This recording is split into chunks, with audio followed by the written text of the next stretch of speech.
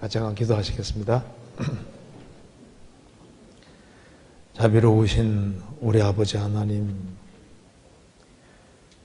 이 시간 주 성령께서 함께 해주시고 또 평상시에 궁금한 문제들을 하나님의 말씀으로 생각해 보려고 합니다. 주님께서 함께 해주시고 유익한 시간이 되도록 도와주시옵소서.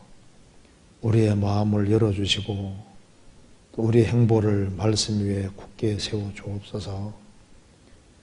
이제 한 해를 보내고 새해를 맞이하는 이 시점에 또 이 귀한 질의응답 시간 갖게 해주신 것을 감사합니다. 또 여기에 모인 모든 식구들 일일이 함께 해주시고 또 도와주시옵소서. 오늘 모든 시종 함께 해주시고 도와주시기를 간절히 의지합니다. 주 예수 그리스도 이름으로 기도하옵나이다. 아멘. 여기 질문들이 몇 개 나와 있는데 제가 한번 읽어보겠습니다. 이게 좀 답을 하기가 참 어려운 질문 같기도 합니다. 같이 한번 좀 생각을 해보겠습니다. 자, 첫 번째 질문 제가 한번 읽어보겠습니다. 구원을 받지 못하고 일반 교회를 다니고 있는 영혼을 전도할 때 그들의 신앙을 어느 정도 존중을 해줘야 하는 것인지 아니면 아예 불신자와 같다는 마음으로 전도해야 할지 어렵습니다. 기독교인을 전도하는 지혜로운 방법을 알고 싶습니다. 구원받은 사람만이 하나님께 찬양 드릴 수 있다고 배웠습니다. 그러면 복음의 열매가 없는 많은 교회에서 드리는 모든 찬양은 하나님께서 기뻐하시지 않으시는지 궁금합니다 하는 질문입니다.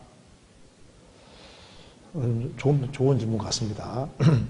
여기 이제 구원을 받지 못하고 일반 교회를 다니고 있는 영혼을 전도할 때 그들의 신앙을 어느 정도 존중을 해줘야 하는 것인지 아니면 아예 불신자와 같다는 마음으로 전도해야 할지 어렵습니다. 기독교인들을 전도하는 지혜로운 방법을 알고 싶습니다. 여기에 이제 구원을 받지 못하고 그냥 막연하게 이제 교회를 다니고 있는 영혼들, 근데 그 구원을 받지 못했지만 나름대로 열심히 이제 살아가는 사람도 있고 그냥 막연한 기독교인으로 살아가는 사람도 있고 여러 부류의 사람들이 있는데 그들의 신앙을 어느 정도 존중해 줘야 하는 것인지, 일단 구원을 안 받았을지라도 우리가 전도를 하는 데서 참 중요한 것이 그 사람들을 이제 무시하고 멸시하는 그런 마음으로 해서는 대체로 전도하기가 어렵습니다. 성경에서 사랑은 무례히 행치 않는다고 말씀하셨는데 사람에게 모욕감을 주면서 전도하는 것은 안 쉬워요. 그래서 우리가 전도를 할 때 특별히 교회 생활을 한 사람들, 그런 사람들에 대해서 그 사람을 무시하는 발언을 한다든가, 그리고 이제 아주 구원에 대해 정확히 모른다고 해서 그 사람 핀잔을 준다든가, 이제 그렇게 하면은 놓치기가 쉽습니다. 먼저 성경 베드로전서 3장 찾겠습니다.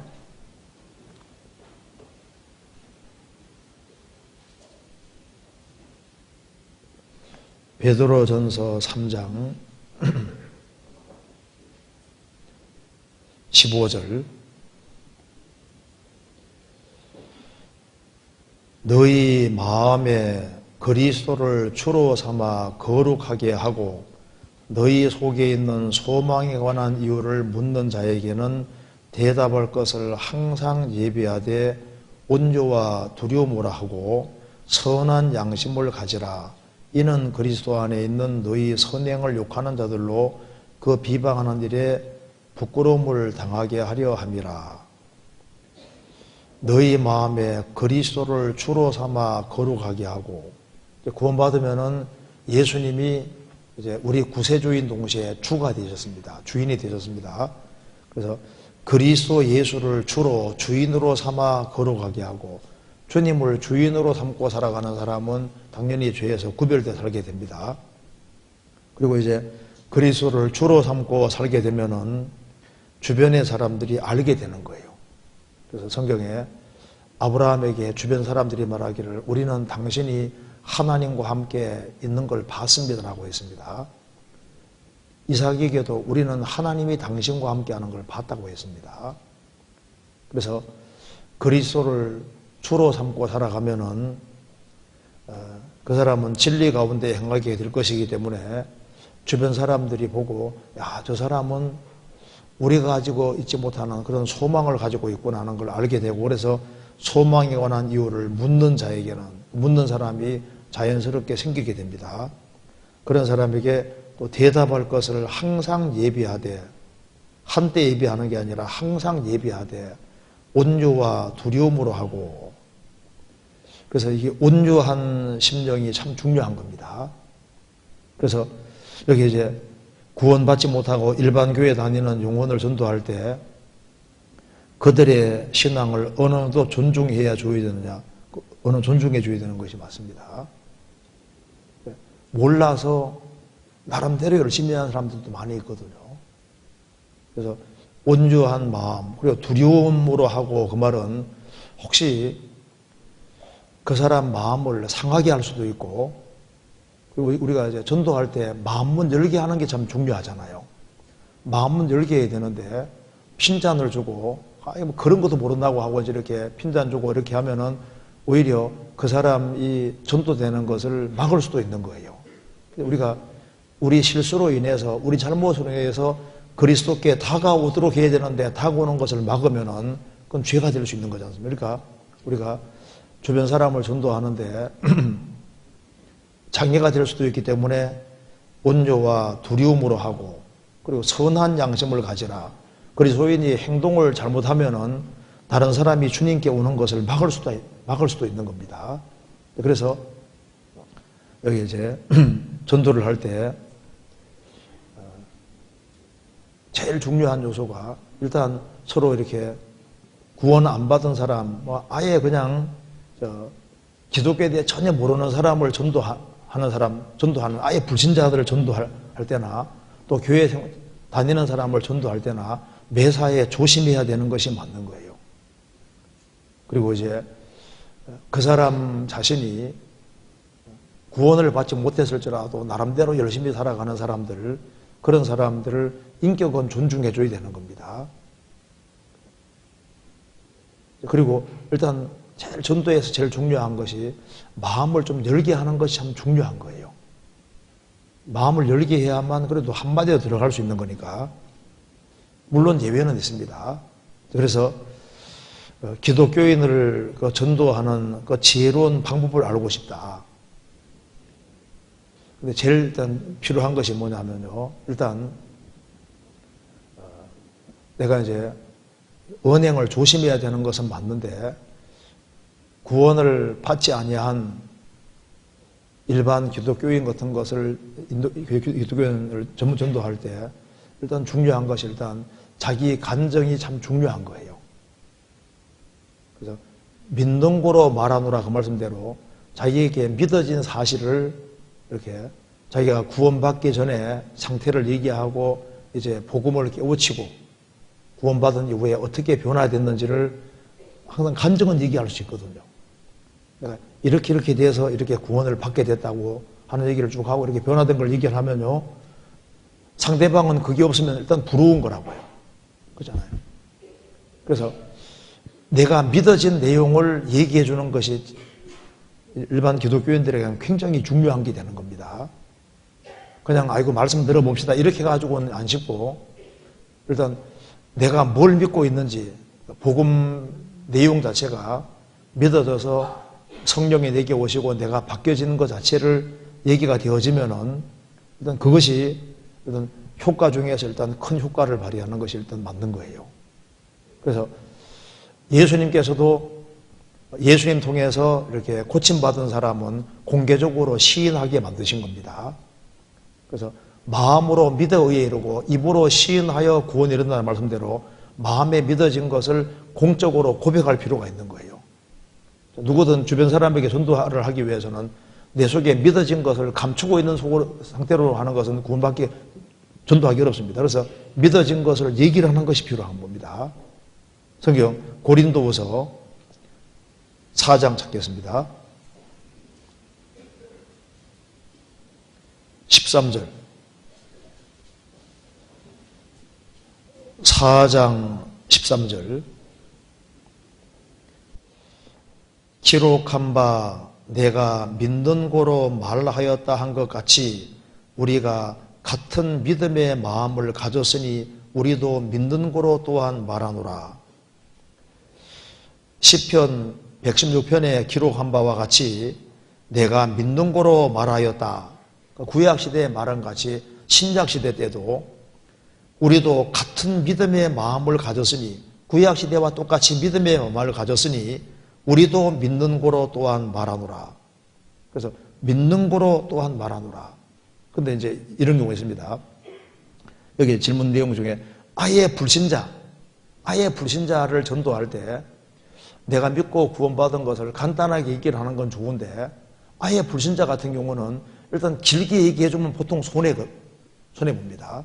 이 사람이 이제 기독교도 전혀 모르고 신앙에 별로 관심이 없는 사람인데 내가 이제 구원 안 받았는데 이렇게 구원을 받게 됐다고 하면서 이제 조금 관심이 있어 보이면요, 이제 찻집에 데려가서 카페에 데려가서 이제 차 사주면서 한두 시간 동안 막 이게 성경이 하나님 말씀을 쫙 얘기해주고 하면요, 나는 신나게 얘기했는데 그 다음번에 그 사람은 나 만나려고 할까요? 피할까요?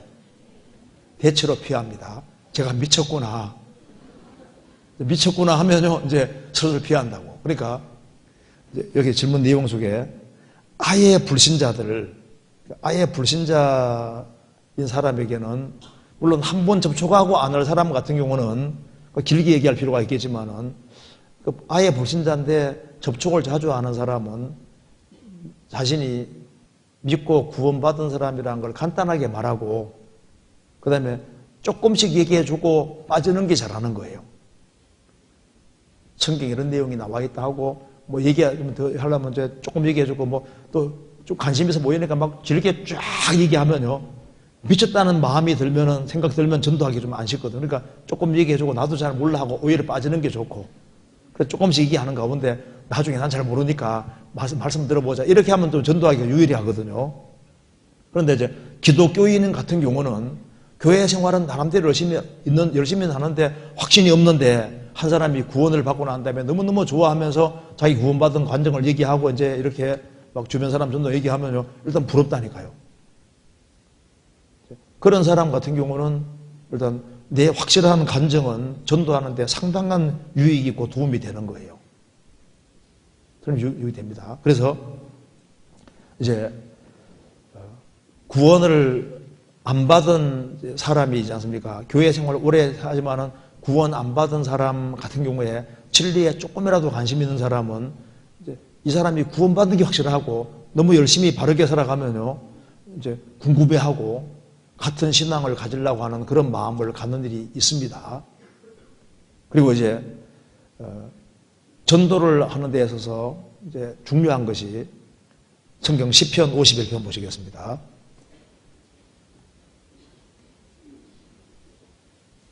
즐거움이 전도의 중요한 요소가 됩니다. 시편 51편 12절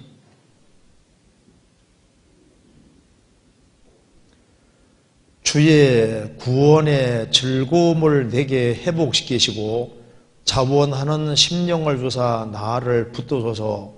그러하면 내가 범죄자에게 주의 도를 가르치리니 죄인들이 죽게 돌아오리이다.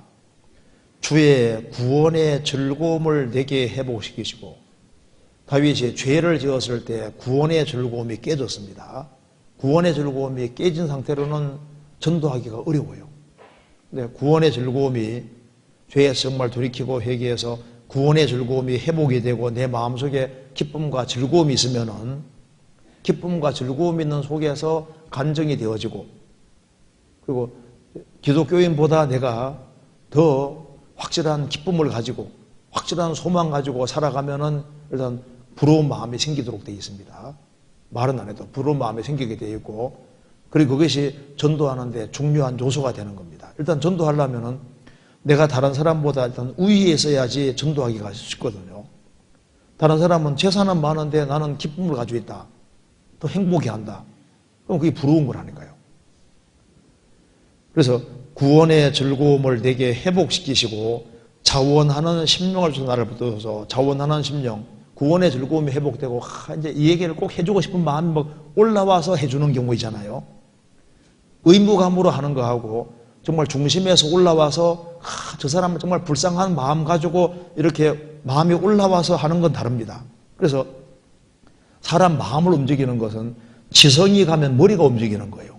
마음이 가면 마음이 움직이고 영혼이 가면 그 사람 영혼이 움직여지는 겁니다. 그래서 정말 구원받은 게 너무 좋고 기쁘고 감사해서 참 기독교인으로 생활하고 있는데 보니까 참 불쌍해요. 뭘 잘 모르고 있다 그 말입니다. 그래서 그 영혼이 정말 구원받기를 그 바라는 그 간절한 마음 속에서 뭐가 얘기가 되어지면은 그게 사람 마음을 움직이게 되고 그래서 야 뭔지 모르지만 들어봐야 되겠다 그런 마음이 생기도록 되는 겁니다. 그래서 물에 비치면 얼굴이 서로 같은 것 같이 사람 마음도 서로 비친다는 말씀대로 마음이 서로 비치거든요. 그리고 옆에 있는 사람은 이 사람이 나를 얼마나 생각하는지 그걸 알 수 있다니까요. 가장 가까운 사람이 잘 알거든요. 그리고 애들 같은 경우는요, 이 강아지도 저 사람이 나 좋아하지는 싫어하는지 금방 알더라고. 강아지도.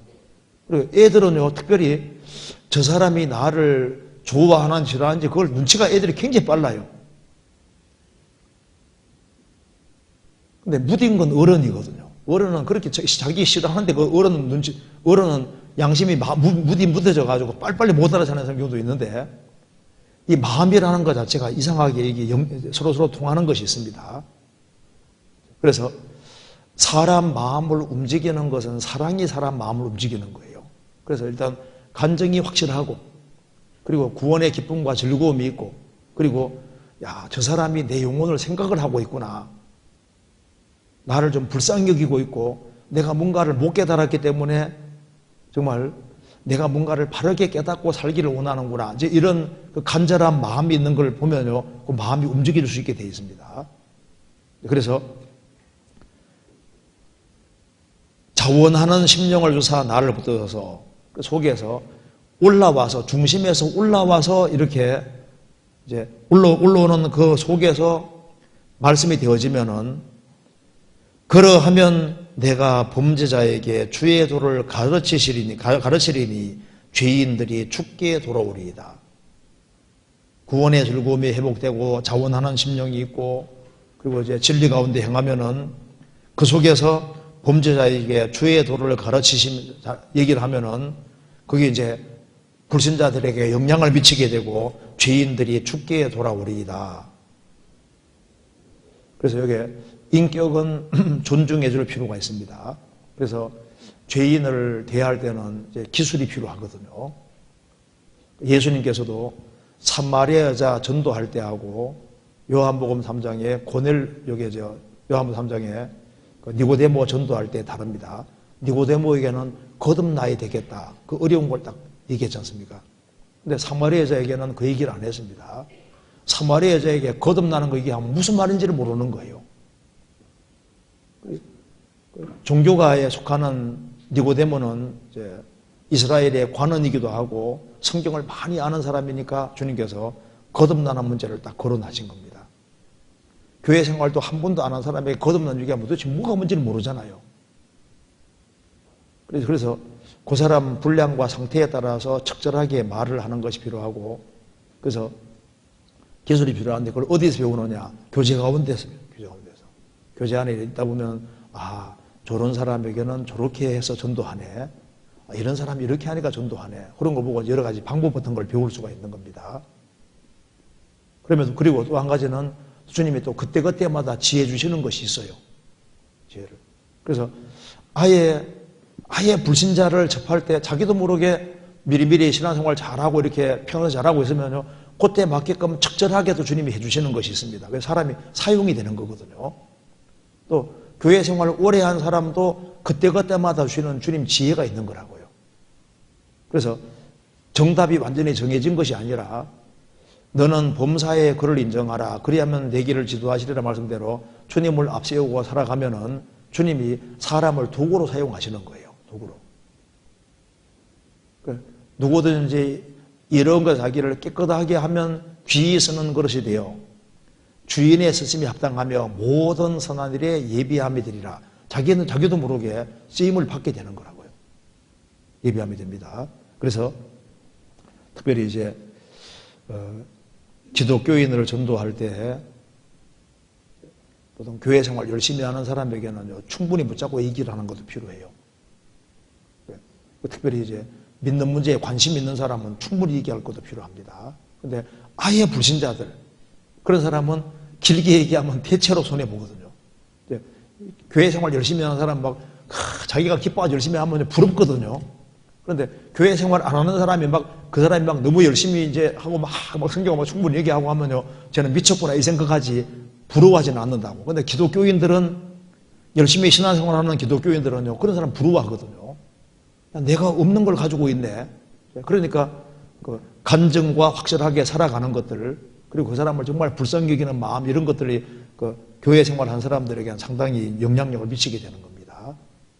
그리고 이제 구체적인 것은 이제 우리가 교제 가운데서 계속 배워야 되는 겁니다. 그런데 어쨌든 간에 사람에게 막 핀잔을 주고, 그런 것도 몰랐냐고 하면서 있지 않습니까? 아주 그렇게, 그게 이제, 옛날에는 좀 통했어요. 저도 이제 그 옛날에 상담할 때 막 핀잔도 주고 했는데, 그때 막 80년대, 그때는 좀 통했거든요. 지금은요, 자존심이 되게 센 시대가 됐기 때문에 만일 그런 식으로 했다가는요,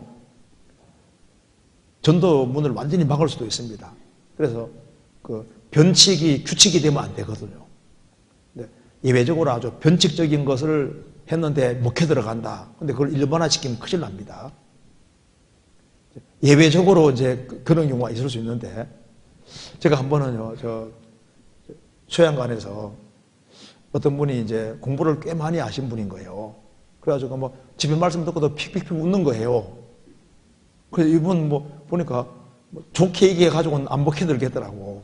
그래서 상담해달라고 했는데, 보니까 내보다 키도 좀 작고, 또 마음도 좀 소심해 보이고 하니까, 제가 둘만 있는 자리에서 딱 주변을 한번 보시라고. 여기 나무들이 많지 않냐.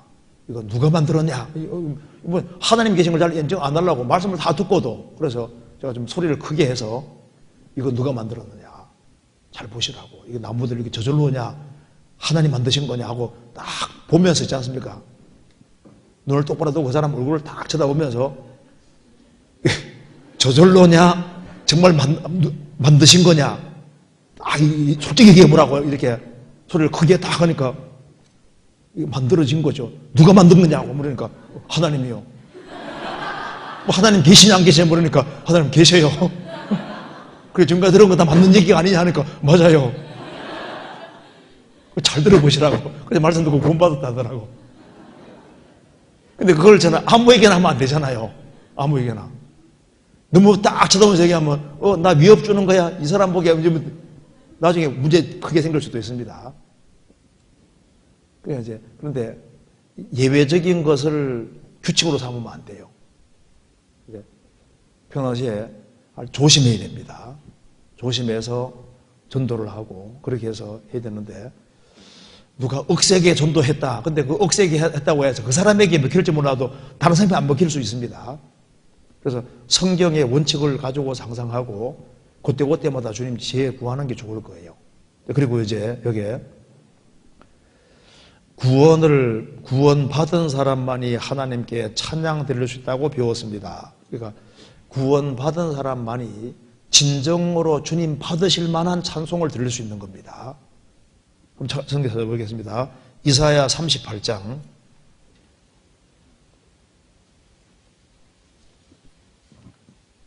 이사야 38장 17절 보옵소서 내게 큰 고통을 더하신 것은 내게 평안을 주려 하심이라. 주께서 나의 영혼을 사랑하사 멸망의 구덩이에서 건지셨고 나의 모든 죄는 주의 등 뒤에 던지셨나이다.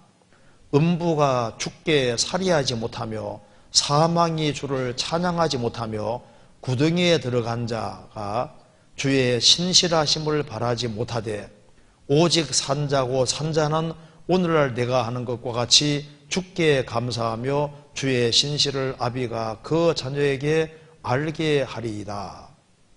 여기 말씀한 대로 보옵소서 내게 큰 고통을 더하신 것은 내게 평안을 주려 하심이라. 그래서 주께서 나의 영혼을 사랑하사 멸망의 구덩이에서 건지셨고 나의 모든 죄는 주의 등 뒤에 던지셨나이다. 나의 모든 죄는 주님 등 뒤에 던졌습니다.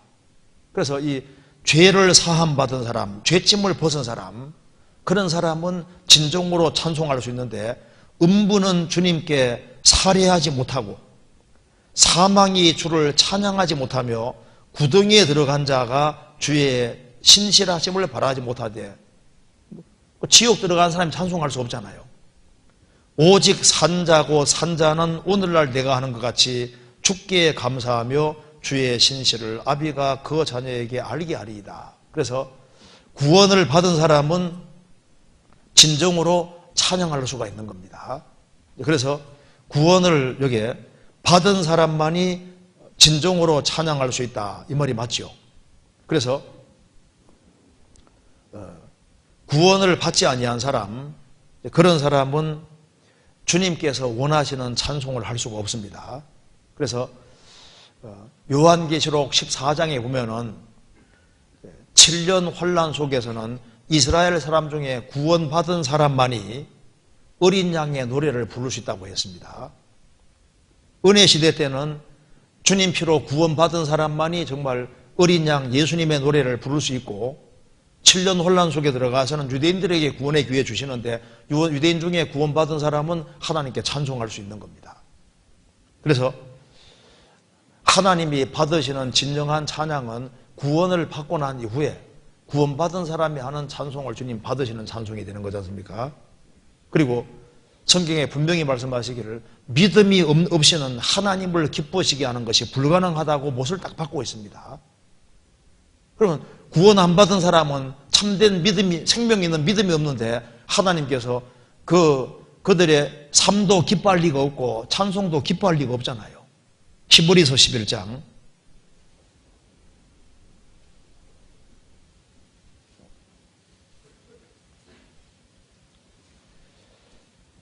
히브리서 11장 6절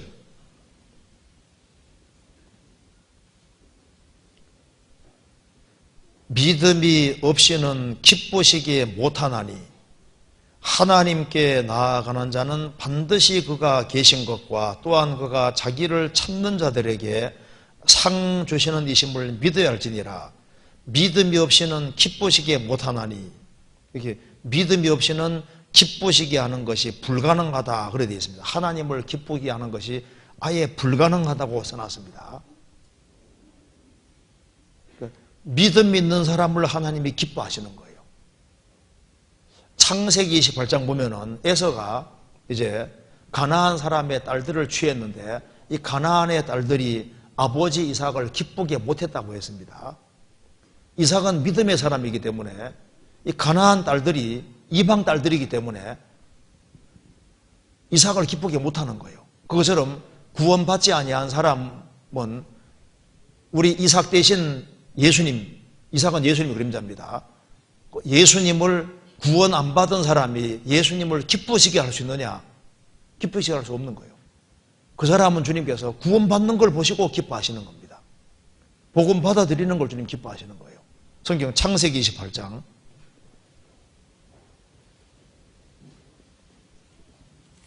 창세기 28장 8절입니다.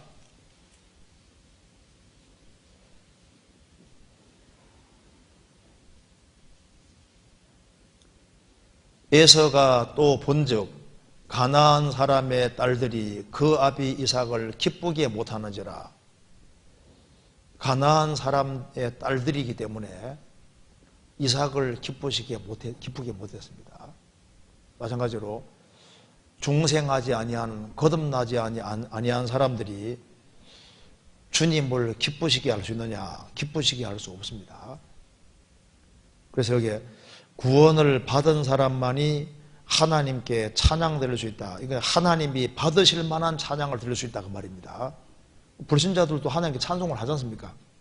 그런데 그게 주님이 진정으로 받는 찬양이 못 된다 그 말입니다.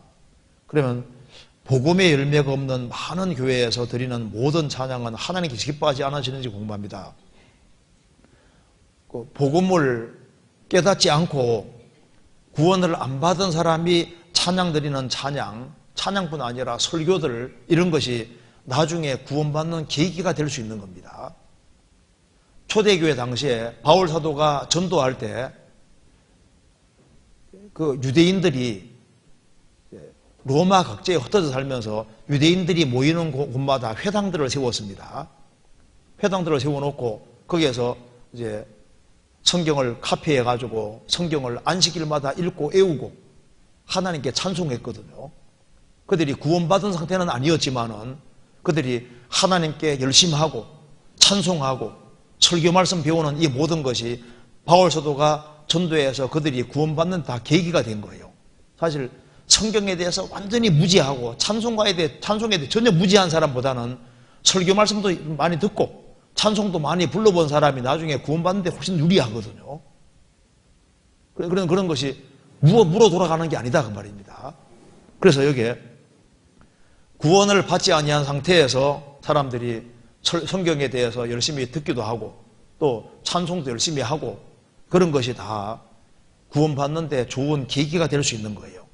그래서 고넬료는 의인이고 하나님께 구제하는 것이 굉장히 사람들을 구제하고 하나님께 열심히 기도했습니다. 그런데 하나님이 그게 상달됐다는 것은 뭐냐면 그가 간절한 마음으로 찾는 거예요. 그렇기 때문에 하나님께서 보시니까 이 사람이 이렇게 찾으니까 도와줘야 되겠다 싶어서 주님이 베드로 사도를 청해서 그 사람이 구원받도록 도와주시잖아요. 그가 회당을 열심히 출석하고 그리고 하나님 말씀을 배우고 실천을 하고 구제를 많이 하고 그리고 이제 하나님께 열심히 기도하고 그런 모든 활동들이 그 사람이 구원받는 데 도움이 된 겁니다. 그렇잖아요. 에티오피아에서 예루살렘까지 마차 다니면서 예배하는 그 에티오피아의 4시 1500km가 넘는 거기를 왔다 갔다 하면서 예배를 하는데 그가 마차 위에 성경을 읽고 있었지 않습니까? 그 예루살렘에서 하나님께 예배할 때 찬송도 했을 거다 그 말입니다. 그런데 그 모든 것이 물어 돌아간 것이 아니고 그 찾는 마음이 있는 사람은 주님께서 그런 걸 다 활용하셔서 그 사람이 구원받게 하는데 도움을 받게 하는 겁니다. 그러니까 우리가요 이렇게 해외에 전도하다 보면은 구원을 안 받았어도 교회 활동을 하고 설교를 많이 듣고 또 찬송도 많이 부른 이런 사람들이 대체로 구원받기 훨씬 유리해요. 물론 반대 경우도 물론 있습니다. 그래서 구원을 받지 않았을지라도 하나님께서는 인간이 하는 그 모든 활동, 하나님을 향한 열심들 그런 것들을 다 활용해서 주님이 선한 것으로 바꿀 수 있는 능력이 있으신 겁니다. 그래서 이제 피조물은 구원 안 받아도 하나님을 찬양해야 되는 거예요. 찬송해야 되는 겁니다. 피조물이기 때문에 하나님 영광을 돌려야 되고 찬송을 해야 되거든요. 근데 그 모든 것들이 나중에 이제 구원받는 밑거름이 될 수 있다는 의미에서는 가치가 있는 겁니다. 그렇잖아요. 그래서 초대교회 당시에도 그렇고 이제 D.L. 무디라든가 스펄전이라든가 또 혹은 요한 웨슬리 이런 사람이 전도할 때 교회 생활은 열심히 하고 찬송도 열심히 하고 설교도 열심히 들었지만 복음 깨닫지 못한 사람들 그런 사람들에게 말씀 전해서 그들을 구원의 길로 인도했으니까 그런 하나님께 향한 열심, 찬송 그런 것으로 끝나면은 소용이 없겠지만은 그것이 복음과 연결될 때 그것이 가치를 발하게 되고 또 그 사람이 또 구원받고 신앙생활 하는 데 있어서 그 전에 들었던 말씀들, 또 그 전에 불렀던 찬송들, 이런 것이 새록새록 생각이 나면서 그 사람이 더 힘차게 살아가는데 크게 도움될 수도 있는 겁니다. 그런데 만일 찬양이라든가 이 모든 것이 형식으로 끝나고 형식적인 것으로 끝나면 오히려 그게 주님을 대적할 수 있는 겁니다. 유대인들이 하나님께 찬송하고 또 하나님 말씀을 배웠지만은 잘못 배웠던 그런 것들, 또 그것이 또 마음이 빠진 찬송, 이런 것은 나중에 하나님을 크게 대적하는 게 될 수 있는 겁니다. 그래서 구원을 받지 못했지만은, 그리고 하나님 말씀을 열심히 배우고 열심으로 찬양을 부르고 어떻게 하든 간에 그 하나님과 가까워지려고 하는 그런 노력들, 그런 것들은 주님이 보시고 이제 그 사람이 구원받는 길을 만드시고, 그래서 그 모든 것들이 무로 돌아가지 않고 복음과 연결되어서 축복이 되도록 한다는 그런 의미에서는 가치가 있다고 할 수 있는 겁니다. 그리고 이제 그 다음 질문으로 한번 넘어가 보겠습니다. 여기에 구원 받기 전에 회개 기도를 할 때 하나님 앞에 합당하지 않은 죄가 있었습니다. 그게 하나님 앞에 죄라는 것도 알고 있었고요. 하나님은 모든 걸 아시는 분이기에 솔직히 기도를 했습니다. 하나님, 저는 이런 죄가 있습니다. 지금 당장 버린다고는 못하지만 도와주시라고요. 죄, 말씀 들은 직후였기에 정말 이대로 지옥입니다. 정말 구원받고 싶습니다. 구원받게 해주시라고 회개했고 말씀을 듣고 세상의 모든 죄와 영원한 속죄가 믿어졌습니다. 그런데 모든 해답은 성경의 딸을 보면 궁금한 것이 생겼습니다. 지옥 가는 사람은 죄가 많아 가는 것이 아닙니다. 하나님의 인자하심과 용납하심과 길이 참으심의 풍성함을 멸시하기 때문에 갑니다. 자기 마음대로 욕심을 따라 하나님을 등지고 사는 사람은 스스로 하나님의 진노의 심판을 자체하는 것입니다. 죄를 버리지 않고 하나님께 회개를 한다면 하나님께서는 구원해 주시지 않는 것인가요? 그 죄를 제가 잘하고 있다라고는 생각은 전혀 하고 있지 않습니다. 그 죄를 가지고 있다는 것 자체가 하나님을 등지고 자기 마음대로 육신을 따라 산다는 것 같기도 하고요. 죄를 가지고 회개를 하는 사람이 있는지도 궁금합니다. 그때 구원받은 것이 맞다 생각하는데 책을 보면 그때 회개가 하나님 보시기에 맞는 회개인지 혼란스럽습니다 하는 질문입니다. 이것도 참 좋은 질문이잖아요. 이게 구원받기 전에 회개 기도를 할 때 하나님 앞에 합당하지 않은 죄가 있었어요. 그게 하나님 앞에 죄라는 것도 알고 있었고요. 하나님은 모든 걸 아시는 분에게 솔직히 기도를 했습니다. 하나님, 저는 이런 죄가 있습니다. 지금 당장 버린다고는 못하지만 도와주시고요. 죄 말씀을 들은 직후였기에 정말 이대로 지옥입니다. 정말 구원받고 싶습니다. 구원받게 해주세요 라고 이제 회개를 했고, 하나님 말씀 듣고 세상 모든 죄와 영원한 속죄가 믿어졌다는 거예요. 믿어졌네요. 믿어졌다고 했습니다. 믿어졌으면 됐는데, 그런데 이제 그런 데가 나오는 겁니다. 그런데 모든 해답은 성경의 딸을 보면 궁금한 게 생겼습니다. 지옥 가는 사람은 죄가 많아 지옥 가는 것이 아닙니다. 죄 때문에 지옥 가지요. 그런데 이 말은 지옥 가는 사람은 죄가 많아 지옥 가는 것이 아닙니다. 이게 무슨 말이냐면 죄 때문에 지옥 가는데 피할 길이 열려있다 그 말입니다. 그렇기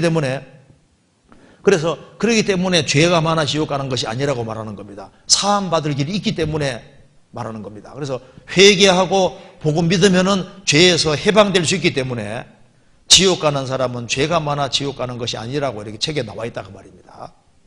하나님의 인자하심과 용납하심과 길이 참으심의 풍성함을 멸시하기 때문에 갑니다. 로마서 2장에 나와 있잖아요.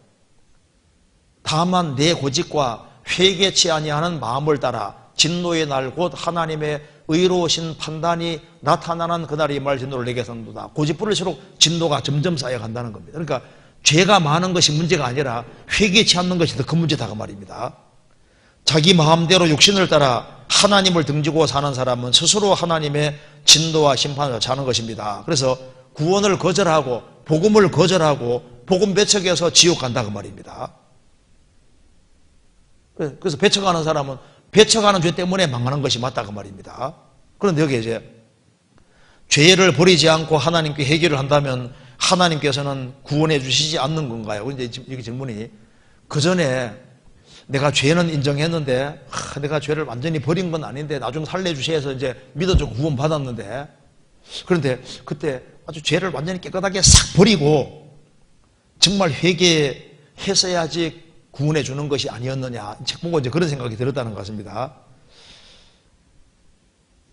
그래서 그 죄를 가지고 있다는 것 자체가 하나님을 등지고 자기 마음대로 욕심을 따라 산 것 같기도 하고, 죄를 가지고 회개하는 사람도 있는지 궁금합니다. 자기를 완전히 깨끗하게 하고 구원받습니까? 어떻게 생각하세요? 그 사람 술 먹는 사람 술 완전히 딱 끊고 난 다음에만 구원받을 수 있습니까? 술 한 잔 걸치고 오면 구원 못 받아요? 술 한 잔 걸치고 얼굴이 뻘건 상태로 와가지고 구원받고 싶어서 왔는데 구원받더라고. 그러니까 이제 여기에 죄를 고집하고 이건 절대 못 나, 이 사람은 구원이 안 됩니다. 무슨 말이냐면은, 죄를 지었지만은 여기서 벗어나기를 원하는 사람, 벗어난 상태는 아니지만은 벗어나기를 원하는 마음으로 들으면 주님 믿어지게 도와주세요. 조상 숭배를 했지만은 조상 숭배를 고집하고 있으면 구원이 안 되거든요. 조상 숭배를 했지만은 이게 아니라는 거 알고 지금 벗을 힘은 없지만 나 좀 살려주십시오 하고 있지 않습니까? 아직 벗은 상태는 아니지만 살려달라고 하면 구원이 이루어지거든요. 내가 술을 먹고 상식적으로 술을 먹었지만은 나는 술은 절대 못 나, 구원이고 뭐고 나는 술은 절대 못 나, 이러면요 복음 안 믿어집니다. 근데 비록 술을 먹고 했지만은 지금 당장 끊은 상태는 아니지만은 하여튼간 나 좀 살려주십시오 하면요 구원 받을 수 있다니까요. 그러니까 자기가 죄를 완전히 깨끗하게 다 없애놓고 난 다음에 구원받는 건, 그래야만 꼭 구원받는 게 아니에요. 회개라는 것은 방향을 돌리는 걸 말하는 겁니다. 그래서 자기 죄를 인정하고 자기 무능함을 인정하고 하나님의 도움을 전적으로 바라면 하나님 도와주시면 구원이 되는 거예요. 그래서 여기 보면은 그때 구원받은 것이 맞다고 생각하는데 책을 보면 그때가 회개가 하나님 보시기에 맞는 회개인지 혼란스럽습니다 하는 질문입니다. 그래서 여기 회개하는 질문인데 잠깐 정리를 해보겠습니다. 자, 회개하고 복음 믿으라 그랬죠? 그럼 먼저 회개가 아닌 것이 뭔지를 보겠습니다. 성경 찾아보시겠습니다. 요한복음 3장. 먼저 회개가 아닌 걸 잠깐 보시겠습니다. 요한복음 3장 19절에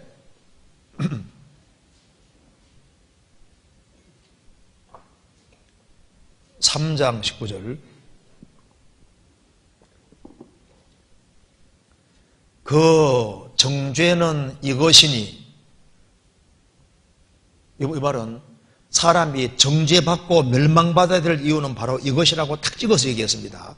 곧 빛이 세상에 왔으되 사람들이 자기 행위가 악함으로 빛보다 어둠을 더 사랑한 것이니라. 악을 행하는 자마다 빛을 미워하여 빛으로 오지 아니하나니 이는 그 행위가 드러날까 하며 진리를 좇는 자는 빛으로 오나니 이는 그 행위가 하나님 안에 행한 것임을 나타내려 하심이니라. 사람이 정죄받는 이유는 예수님이 빛으로 오셨는데 자기 행위가 악함으로 빛보다 어둠을 더 사랑한 것이니라. 빛보다 어둠을 더 사랑하는 사람은 구원이 안 됩니다. 악을 행하는 자마다 빛을 미워하여 빛으로 오지 아니하나니 이는 그 행위가 드러날까 하며.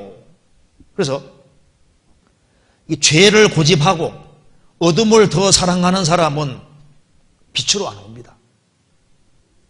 그래서 어둠을 사랑하고 어둠을 고집하는 사람은 그렇게 말씀을 들어도 그렇게 깨달아지지를 않습니다. 그래서 왜 사람이 말씀을 들어도 왜 못 깨닫냐 하면은 항상 배우나 진리에 이르지 못하는 이유가 뭘까요? 어둠을 꽉 붙잡고 있기 때문에 그런 거예요. 그래서 디모데후서 3장에 말씀하시기를 항상 배우나 마침내 진리에 지식이 이를 수 없느니라. 항상 배우지만 왜 깨닫지 못하냐면 저희 중에 남의 집에 들어가 어리석은 여자를 유인하는 자들이 있다. 죄를 꽉 붙잡고 죄를 완전히 고집하고 빛보다 어둠을 더 사랑하고 어둠을 고집하면은요,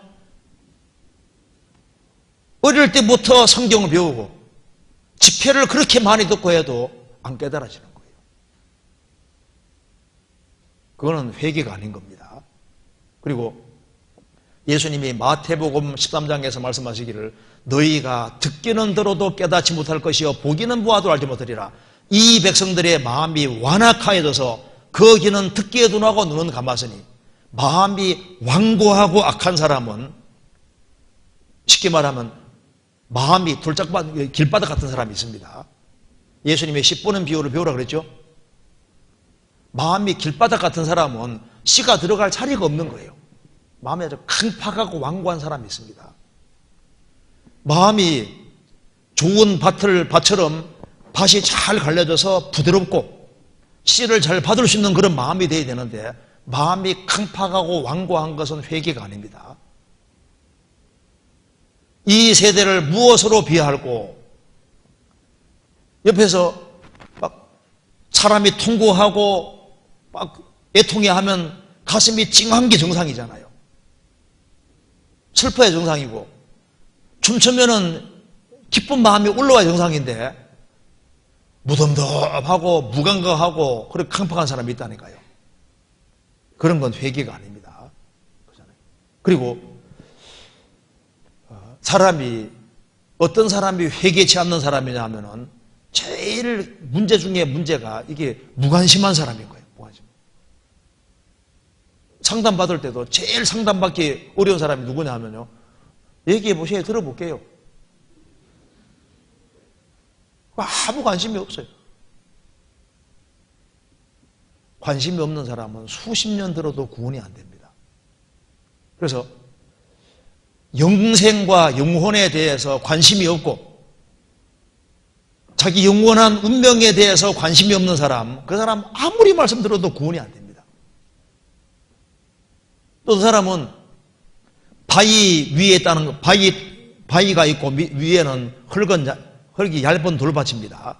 그 마음 밑에 아주 완고한 어떤 자기 잘못된 편견, 고집, 유전과 전통 이런 것을 다 가지고 있는 사람은요, 이 구원이 안 된다고. 그런 사람, 그런 건 회개치 않은 거거든요. 그래서 성경에서 회개하는 사람을 구원시키시는데, 세상 욕심이 꽉 차 있는 사람은 회개가 아닌 거예요. 가룟 유다는 3년 반 동안 예수님 말씀 들었지만 구원 못 받았잖아요. 왜? 그는 돈에 대한 욕심이 꽉 차 있는 거예요. 돈을 꽉 붙잡고 있습니다. 그러니까 한마디가 안 들어가지 않습니까?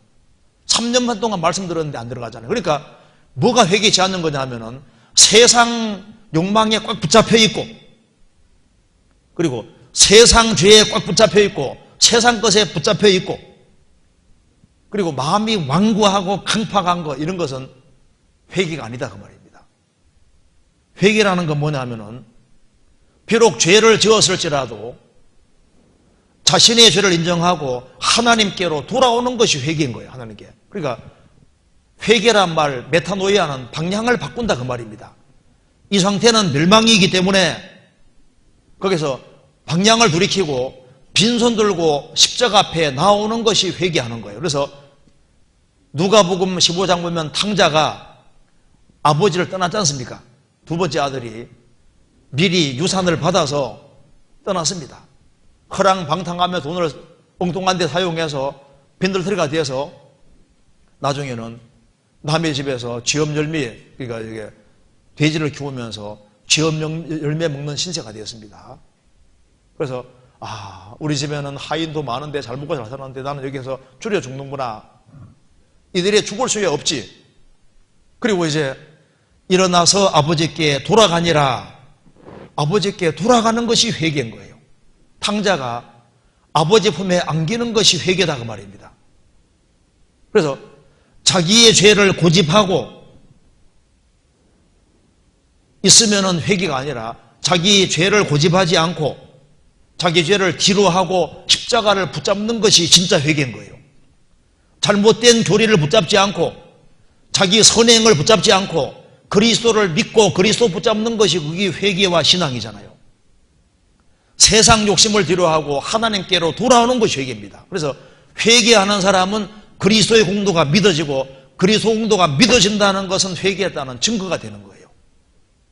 그래서 여기 이제 죄를 고집하고 자기 주장을 고집하고 교만하고 자기를 낮추지 않는 것은 회개가 아닙니다. 자기 상태를 인정하고 하나님께로 참으로 돌아오는 것이 회개입니다. 그래서 자기가 죄를 해결할 수 없기 때문에 빈손 들고 그리스도 십자가를 붙잡는 것이 그게 회개와 신앙이잖아요. 그래 참회는 아닙니다. 참회는 회개하고 개념이 달라요. 막 죄 때문에 막 너무너무 힘들어하고 괴로워하고 그렇게 한다고 해도 그리스도 공도 안 믿으면 참 회개가 아닙니다. 그 사람 막 죄 때문에 막 너무 괴로워하고 슬퍼하고 답답해하는데 그건 회까지만 하는 거예요. 그게 아니라 회개는 그렇게 해서 그리스도 공도를 믿어야 되는 겁니다. 죄를 아무리 애통한다 할지라도 안 믿으면 소용없는 거예요. 그 사람은 죄를 애통하면서도 살아계신 하나님께로 안 돌아갑니다. 그건 회개가 아니거든요. 그래서 성경에서 말하는 회개는 하나님께로 돌이켜서 하나님의 생명을 참으로 얻는 것이 진짜 회개인 거예요. 성경 찾아보시겠습니다. 사도행전 11장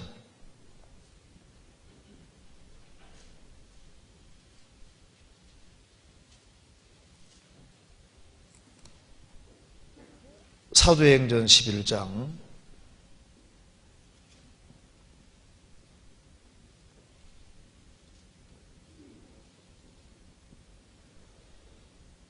13절입니다.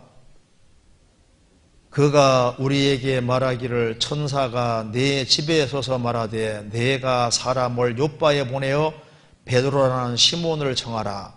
그가 너와 내 온 집에 구원 얻을 말씀을 내게 이르라 함을 보았다 하거늘 내가 말을 시작할 때 성령이 저에게 임하시기를 처음 우리에게 하신 것 같이 하는지라. 내가 주의 말씀에 요한은 물로 세례를 주었으나 너희는 성령으로 세례를 받으리라 하신 것이 생각나노라. 그런즉 하나님이 우리가 주 예수 그리스도를 믿을 때 주신 것 같은 선물을 저희에게 주셨으니 내가 누구간데 하나님을 능히 맡겼느냐 하더라. 그 다음 같이 읽겠습니다. 저희가 이 말을 듣고 잠잠하여 하나님께 영광을 돌려 가로되 그러면 하나님께서 이방인에게도 생명을 얻는 회개를 주셨다 또다 하니라. 생명을 얻는 회개, 정말 회개하는 사람은 생명 얻는 겁니다. 그래서 진짜 회개는 하나님께로 돌이켜서 그리스도 공도를 믿음으로 이제 생명을 얻는 이것이 참 회개인 거예요. 지옥 갈 죄인이 거기에서 건진받아서 주님의 복음으로 말미암아 영원한 생명 얻고 거듭나는 것이 진짜 회개인 겁니다. 사도행전 20장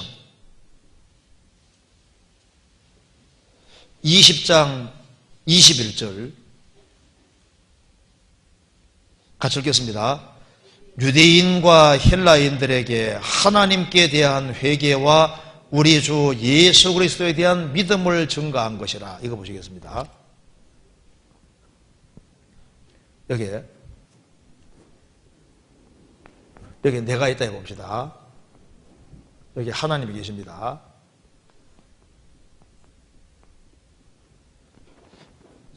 회개라는 것이 하나님을 등지고 살던 사람이 이 하나님께로 돌이키는 것이 회개인 거예요. 그래서 이쪽에 내가 이게 죄 때문에 얼마나 고민하고 그 지옥 가는 것 때문에 얼마나 고민했느냐 이게 중요한 게 아니고 이 부분에 대해서 얼마나 많이 고민하고 괴로워했느냐 이게 중요한 게 아니고 진짜 중요한 것은 살아계신 하나님을 발견하고 내가 하나님께로 마음을 돌이키는 것이 중요한 거예요. 돌이키고 보니까 하나님과 나 사이에는 이게 죄가 놓여 있으니까 내 힘으로 죄를 해결 못한다 그 말입니다. 그렇잖아요.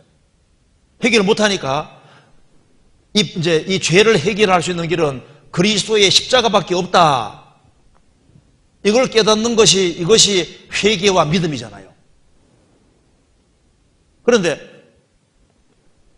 하나님 앞에 내가 죄 때문에 못 간다는 걸 깨닫고 그래서 하나님께 갈 수 있는 길은 오로지 그리스도의 공로를 받아들여서만 된다는 걸 깨닫고 그래서 공로를 깨닫고 이제 하나님과 나사의 화목이 이루어져서 회개와 신앙이 이루어졌는데 사람들이 자매 정말 회개했어?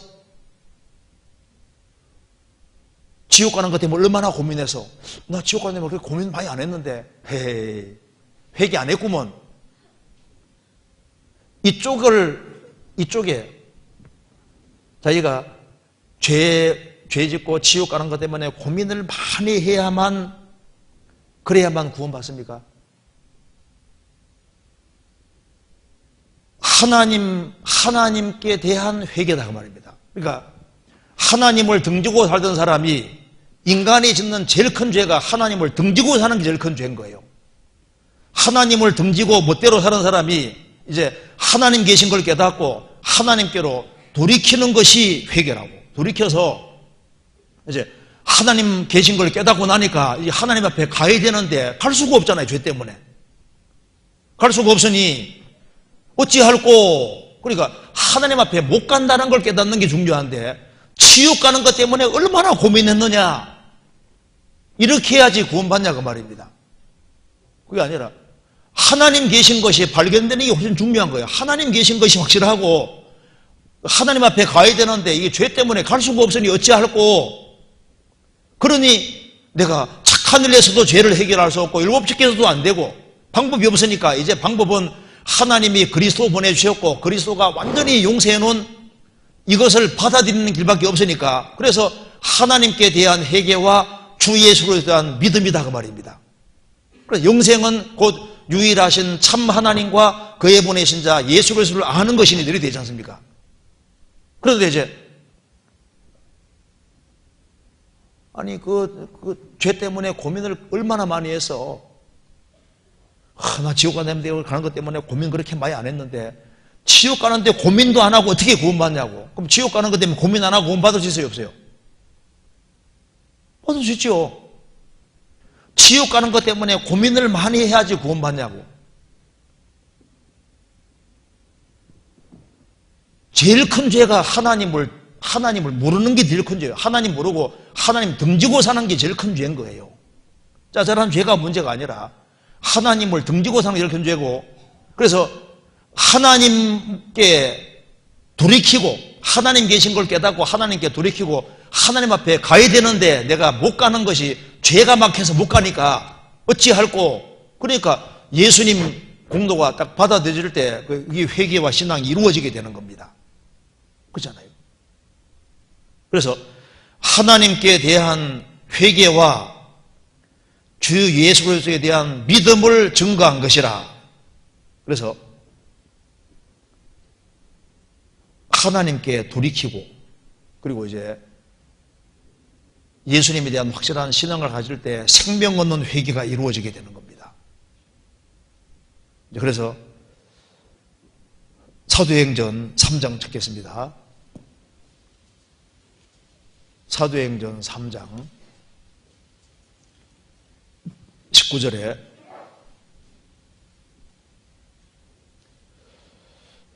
그러므로 너희가 회개하고 돌이켜 너희 죄 없이함을 받으라. 이같이 하면 유쾌하게 되는 날이 주 앞으로부터 이를 것이요 너희가 회개하고 돌이켜 너희 죄 없이함을 받으라. 그래서 하나님께서 돌이킬 때 그리고 그리스도 공로를 딱 받아들일 때 실제로 죄 없이함을 받고 그리고 이제 천국 갈 수 있는 길이 열리게 되는 겁니다. 누가복음 24장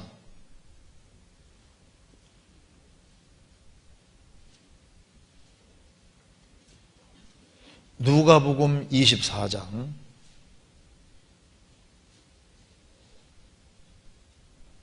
47절 같이 읽겠습니다. 또 그의 이름으로 죄 사함을 얻게 하는 회개가 예루살렘으로부터 시작하여 모든 족속에게 전파될 것이 기록되었으니 그래서 죄 사함을 얻게 하는 회개, 진짜 회개하고 돌이키는 사람은 죄 사함이 딱 이루어집니다. 그래서 하나님 계신 것을 깨닫고 하나님께로 정말 딱 돌이키는 사람은 죄 사함이 이루어지고 주님이 내 죄 처리하신 것이 제가 딱 믿어져 버리는 거예요. 그것이 참 회개고 생명 얻는 회개다 그 말입니다. 그래서 죄를 자기가 완전히 떠나서 그렇게 해서만 구원받는 게 아니라 죄에서 돌이키는 그렇게 해서 구원받고 또 주님 주시는 그 힘으로 이제 죄를 끊을 수 있게 되는 겁니다. 그래서 어떤 사람은요, 술꾼인데 이제 구원받고 난 다음에 술 때문에 엎치락 살아가 술 나중에 끊는 사람이지 않습니까? 그래서 술을 완전히 끊었기 때문에 구원받는 게 아니라 안 끊어서도 구원받기 원하는 사람은 구원해 주시고 그 다음에 주님의 힘으로 점점 해서 끊을 수 있는 거예요.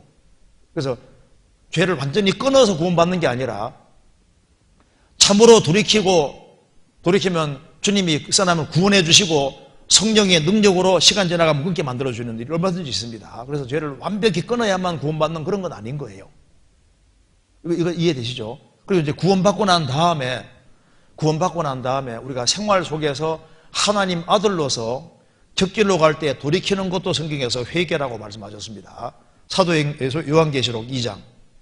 이건 구원받은 자녀에게 하는 말씀입니다. 요한계시록 2장 4절.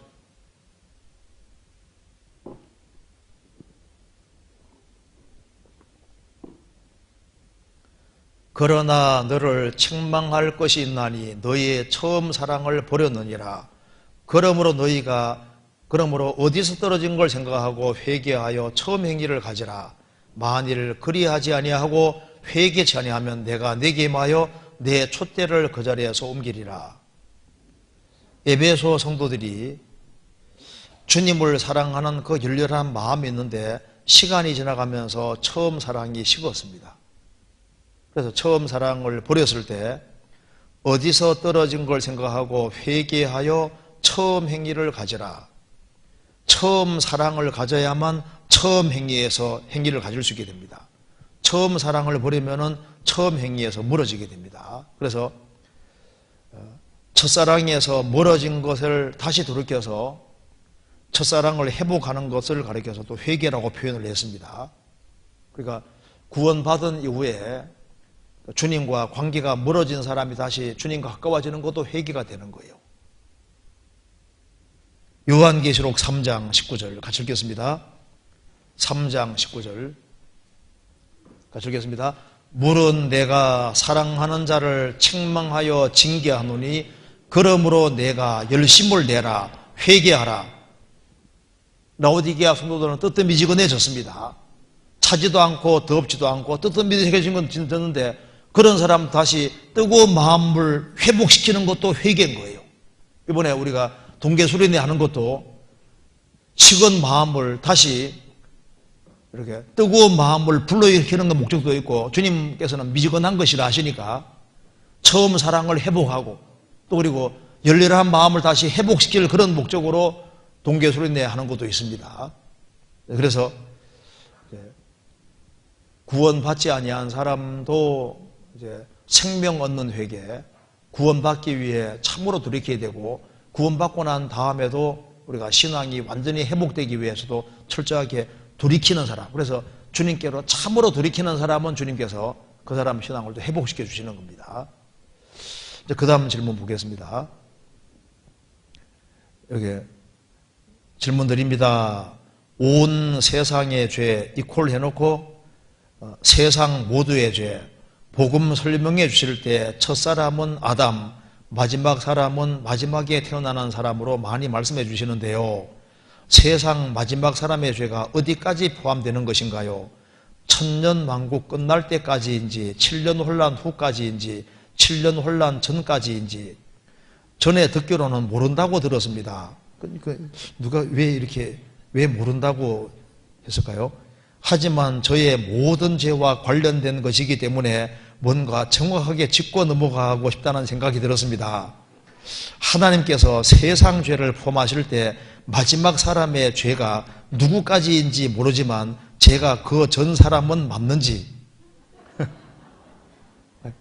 예수님이 온 세상 죄를 했을 때 아마 이게 온 세상의 죄 아마 이번에 변 목사님 전도 집회할 때 온자를 있지 않습니까? 그걸 많이 했기 때문에 그 온 세상의 죄 그게 이제 모든 사람의 죄다.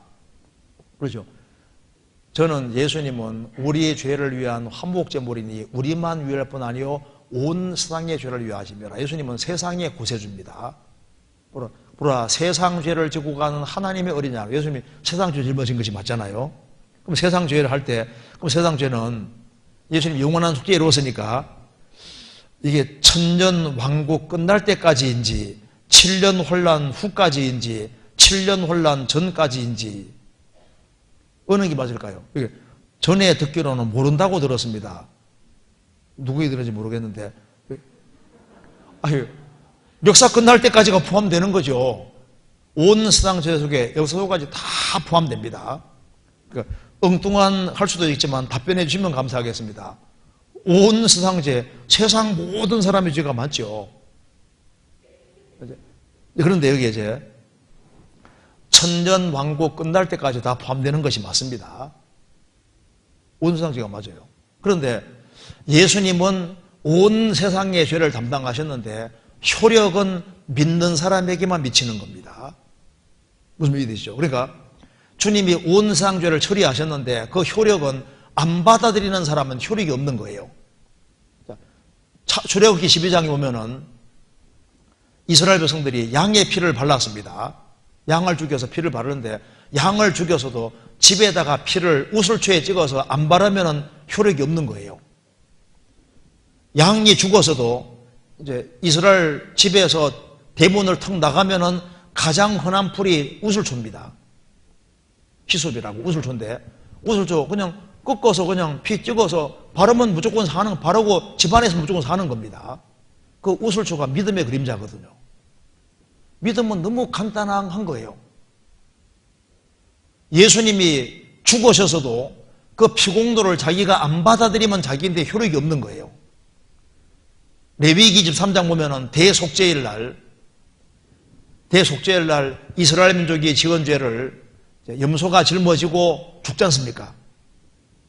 수송아지가 먼저 죽고 그 다음에 염소가 죽고 수양 한 마리는 번제로 드리고 한 마리 염소는 이제 1년 동안 지은 죄를 지어서 짊어지고 이제 보내는데 그런데 대속죄일의 제사를 드려도 스스로 괴롭게 하지 않는 자는 끊어진다고 했습니다. 그걸 자기와 연결을 안 시키면 소용없다고 했습니다. 그러니까 대속죄일 날 이스라엘 민족 전체를 위한 속죄지만은 그것을 자기와 관련시키지 않는 사람은 효력이 없도록 되어 있습니다. 레위기 23장에 스스로 괴롭게 하는 자는 끊어질 것이다. 스스로 괴롭게 된다 그 말입니다. 그러니까 그걸 자기 것으로 연결시켜야 된다 그 말입니다. 예수님은 죽으셔서도 그 공로를 안 받아들이면 자기 것이 안 되게 되어 있는 거예요. 효력은 믿는 사람에게 미치게 되어 있습니다. 로마서 3장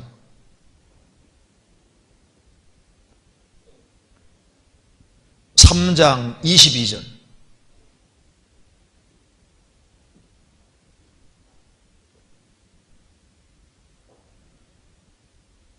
곧 예수 그리스도를 믿음으로 말미암아 모든 믿는 자에게 미치는 하나님의 의인이 차별이 없느니라. 예수 그리스도를 믿음으로 말미암아 효력은 믿는 자에게 효력이 미치는 거예요. 안 믿으면 효력이 없습니다. 만병통치약이 주어져서도 안 먹으면 효력이 없잖아요. 디도서 2장에는 모든 사람에게 구원 주시는 하나님의 은혜가 나타나 하나님의 은혜는 모든 사람에게 나타나 있는데 선물은 줘놨는데 안 찾아가면 늦게 안 되는 거예요. 그래서 효력은 믿는 사람에게 미친다. 그렇죠. 받아들이는 사람의 효력이 미치는 겁니다. 그러면 여기 이제 7년 혼란 속에 들어가면은 혼란 속에 들어가는 이방인들은 성경에 구원 기회 준다고 안 돼 있잖아요.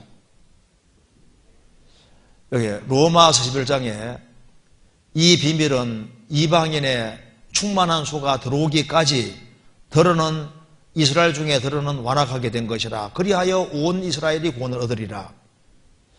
이방인의 충만한 수가 헬라어 원문에는 수가 없습니다. 이방인이 충만하게 들어오기까지 주님이 구원받을 만한 사람이 있는데 땡 하고 내는 게 아니라 이방인에게도 충분히 시간을 주시는 거예요. 구원받을 만한 사람은 다 구원시키는 겁니다.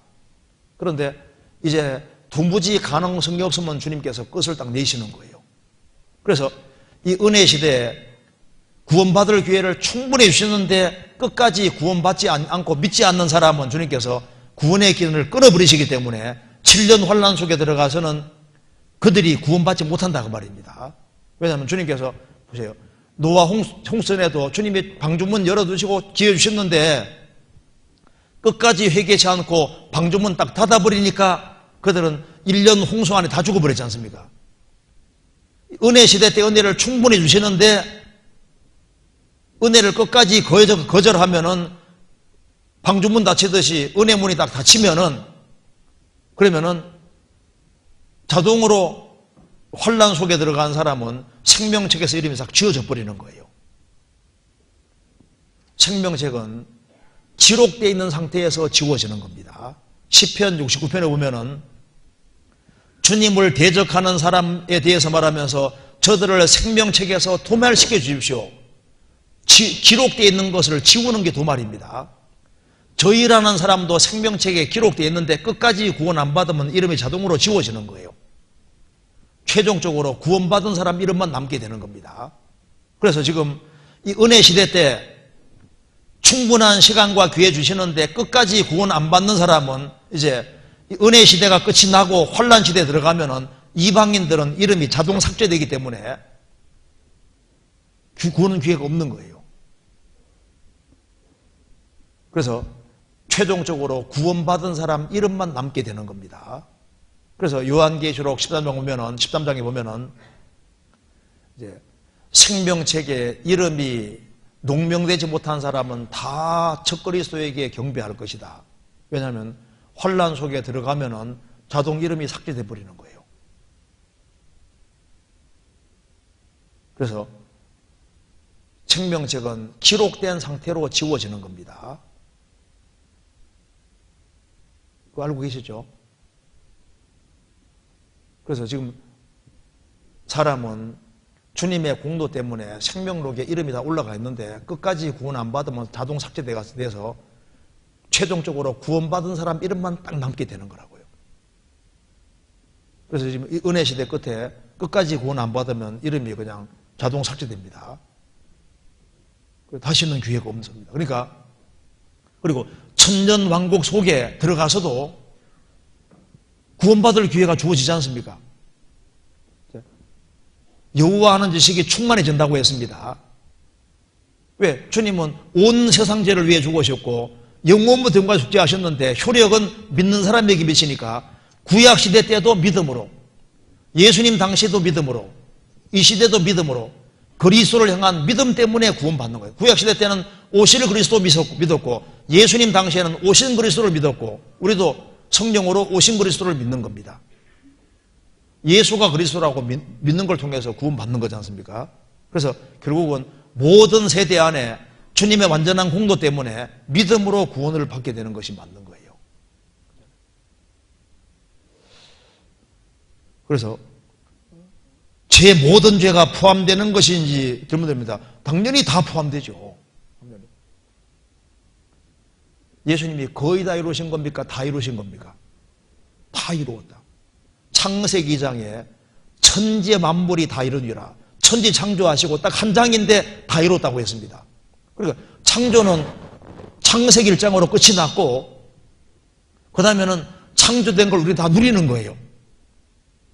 요한복음 19장 30절에 예수님이 구원을 다 이루셨고 신구약 시대의 모든 사람들은 예수님이 다 이루신 그 구원을 다 활용하는 것이 되는 겁니다. 지금 보세요. 우리가 지금 하나님이 창조한 걸 항상 다 누리고 쓰고 있지 않습니까? 예수님이 완성하신 구원을 우리가 다 누리고 쓰고 있는 겁니다. 그리고 여기에 질문, 여기 마지막으로 여기 하나만 더 간단하게 보겠습니다. 여기 질문 여러 개 있는데 여기 빨리빨리 하겠습니다. 봅시다. 전도를 하는데 인도된 영혼이 말씀을 잘 듣다가도 주위에서 이단이라는 비난의 소리를 듣고 마음의 문을 닫는 경우가 있습니다. 때문에 두렵기도 하고 낙심이 될 때가 많습니다. 그래서 이런 상황이 때로는 화가 나기도 하고 너무 답답합니다. 그런 상황에 어떤 마음을 가져야 흔들리지 않는지, 그리고 그 말씀을 듣는 영혼에게 지혜롭게 대처하는 방법이 있는지 궁금합니다. 이게 좀 좋은 질문이지 않습니까? 전도를 하는데 인도된 영혼이 말씀을 잘 듣다가도 주위에서 이단이라는 비난하는 소리를 듣고 마음의 문을 닫는 경우가 있습니다.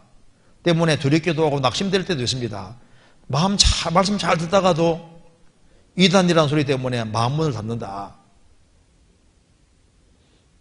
잘 듣다가도 이단이라는 소리 때문에 탁 닫아버린다. 잘 들었는지도 문제입니다. 정말 잘 들은 사람이 그런 말 듣는다고 해서 잘 안 듣겠어요? 잘 들었는데 그건 잘 듣는 게 자기 생각일 수도 있습니다. 주님은 마귀보다 훨씬 크기 때문에 찾는 사람은 하나님이 찾도록 도와주셔요. 진짜입니다. 그래서 하나님이 클까요? 마귀가 클까요? 하나님이 훨씬 크신 분입니다. 그래서 전도를 하는데 인도된 영혼이 말씀을 잘 듣다가도 주위에서 이단이라는 비난하는 소리를 듣고 마음의 문이 닫히는 경우가 있습니다. 그래서 이런 상황이 때로는 화가 나죠. 너무 답답합니다. 제대로 구원의 길로 인도하는가 싶었는데 그냥 놓쳐버리면 얼마나 화가 나겠습니까? 이런 상황에서 어떤 마음을 가져야 흔들리지 않는지, 그리고 그 말씀을 듣는 영혼에게 지혜롭게 대처하는 방법이 있는지 궁금합니다. 이 복음 전파하는 데 있어서 이단이라는 그런 말을 해서 다른 사람을 넘어뜨리면은 그 사람은 심판답에서 받을 벌이 특별히 큽니다. 그래서 예수님 당시에도 예수님을 가르쳐서도 귀신 들렸다, 미혹된 자다, 예수님도 미혹된 자라고 했고, 그리고 바울 사도도 이단의 괴수라고 했잖아요.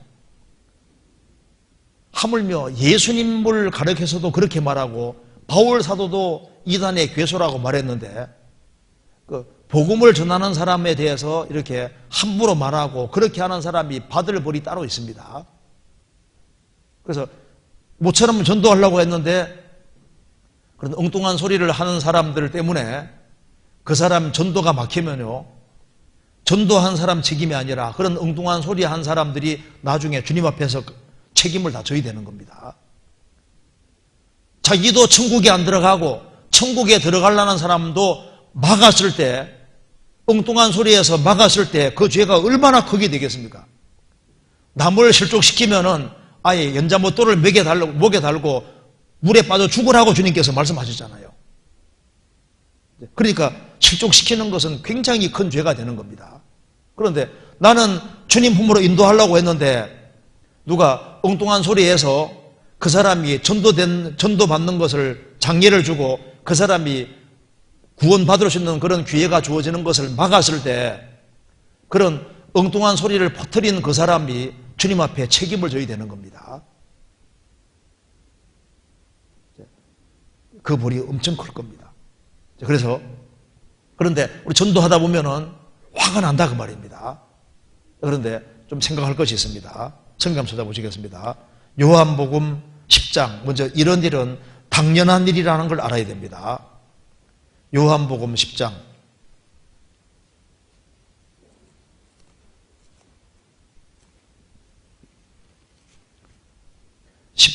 19절, 이 말씀을 인하여 유대인 중에서 다시 분쟁이 일어나리 그 중에 많은 사람이 말하되 저가 귀신 들려 미쳤거늘 어찌하여 그 말을 듣느냐 하며, 혹은 말하되 이 말은 귀신 들린 자의 말이 아니라 귀신이 소경의 눈을 뜨게 할 수 있느냐 하더라. 예수님 뭐라고해서 저가 귀신 들려 미쳤거늘 어찌하여 그 말을 듣느냐, 예수님 보고 미쳤다고 했거든요. 그러니까 이건 귀신 들린 자 말이 아니다. 귀신이 소경의 눈을 뜨게 할 수 있느냐? 자기들이 옥신 것이 나는 거예요. 이 사람이 이단이다. 어떻게 이단인 사람이 어떻게 사람 구원받아 이렇게 바뀔 수 있냐? 이단이다 아니다. 귀신 들렸다 아니다. 이 당시도 이런 일이 있었지 않습니까? 바울 사도를 가리켜서 이단의 괴수라고 했습니다. 사도행전 24장 사도행전 24장 5절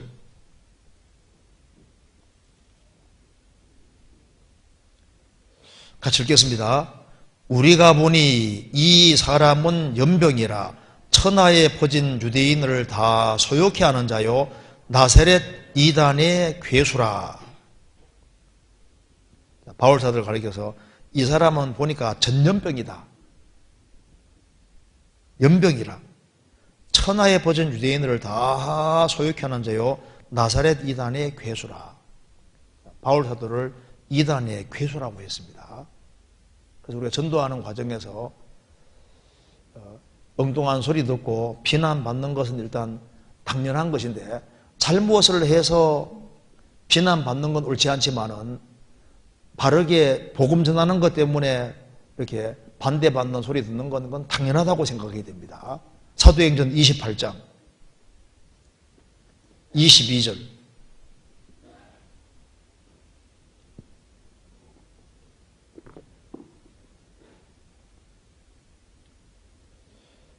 이에 우리가 너의 사상이 어떠한가 듣고자 하나니 이 파에 대하여는 어디서든지 반대를 받는 줄 우리가 알면 하더라. 이 파가 무슨 파입니까?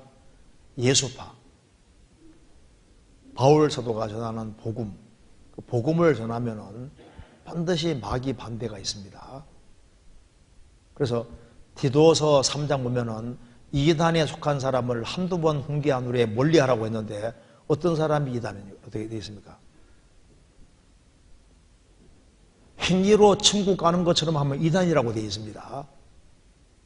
그리고 하나님이 불쌍히 여길 때 구원이 이루어지는데 주님 불쌍히 여길 때 중생 거듭남이 이루어지는데 중생할 때 죄 씻음이 있고 성령 요심으로 새롭게 되는 것이 있는데 죄인이 구원받을 때 중생 거듭나는 것이 있다. 그 거듭나는 것을 얘기 안 하면 그 이단이 되는 거예요. 그리고 오로지 주님 은혜를 힘입어서 의롭다함을 얻어 하나님 아들이 되고 천국의 후사 상속자가 되는데 이걸 굳세게 말하라고 했지 않습니까? 그리고 구원받고 난 다음에 그 다음에 선한 일에 힘쓰라고 말씀하시면서 이것에 벗어나는 사람들이 이단이니까 이단에 속한 사람을 한두 번 훈계한 후에 멀리하라. 그래서 죄인이 구원을 받아야 되는데 하나님이 불쌍히 여길 때 중생이라는 것이 이루어지고 그 사람이 하나님 아들이 되고 천국 후사가 되는데 이걸 굳세게 말하라고 되어 있지 않습니까? 근데 이 사람이 참으로 지옥 갈 죄인이 중생에서 하나님 아들이 되는 거, 이 복음을 확실하게 전하면은 이 복음을 확실히 전하는 파는 어디든지 반대를 받습니다. 그래서 예수님이 누가복음 6장 22절에서 인자를 인하여 사람들이 너희를 미워하며 너희를 멀리하고 욕하고 너희 이름을 악하다에 버릴 때에는 너희에게 복이 있나니 그날에 기뻐하고 뛰놀라 하늘에서 너희 상이 큼이니라. 예수님의 복음 전하는 것 때문에 사람들이 너희를 미워하고 멀리하고 욕하고 악하다에 버릴 때는 너희에게 정말 복이 있다. 어디든지 반대받아야 이게 정상인 거라고. 그런데 여기에 말씀을 듣는 영혼에게 지혜롭게 전도하고 대처하는 방법이 뭐냐. 그래서 우리가 주님께 간절히 기도하며 그런 소리를 듣지, 전도받는 사람이 그런 소리가 들리지 않도록 해달라고 주님께 간절히 기도할 필요가 있습니다. 그래서 복음을 깨달을 때까지는 마귀 시험에 걸리지 않도록 기도할 필요가 있는 거예요. 그래서 복음을 딱 깨닫고 나면 분별력이 생기거든요. 복음을 깨닫기 전까지는 잘 모를 수 있는 거라고. 그래서 또 찾는 사람은 또 주님께서 또 막아주시는 것이 있어요. 찾지 않는 사람은 어쨌든 간에 여러 가지 시험 문제에 걸릴 수 있습니다. 중요한 것은 전심으로 찾고 찾는 사람은 하나님이 찾게 도와주셔요.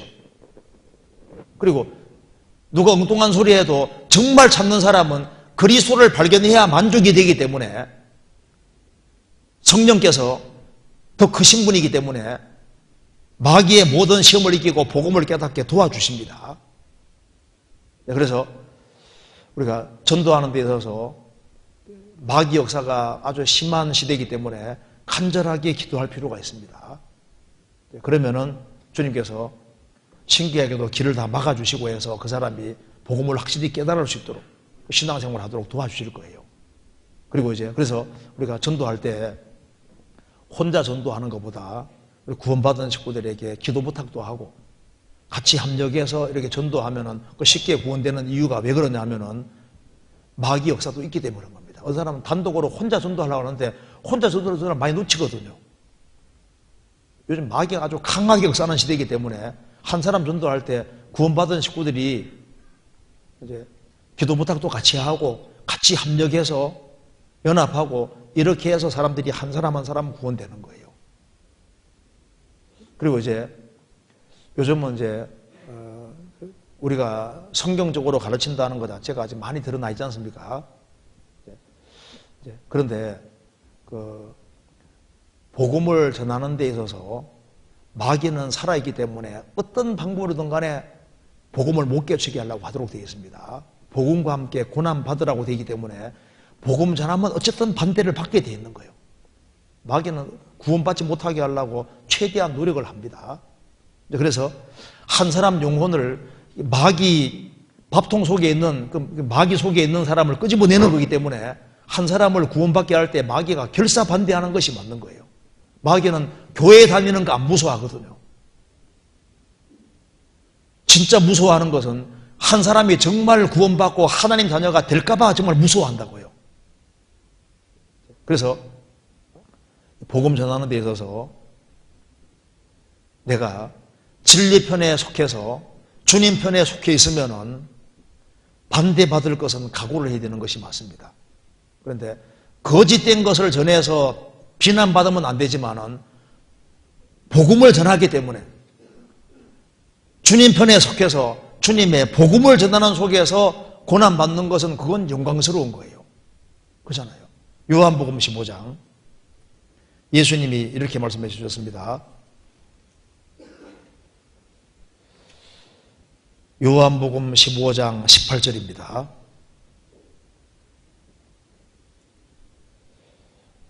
세상이 너희를 미워하면 너희보다 먼저 나를 미워한 줄을 알라.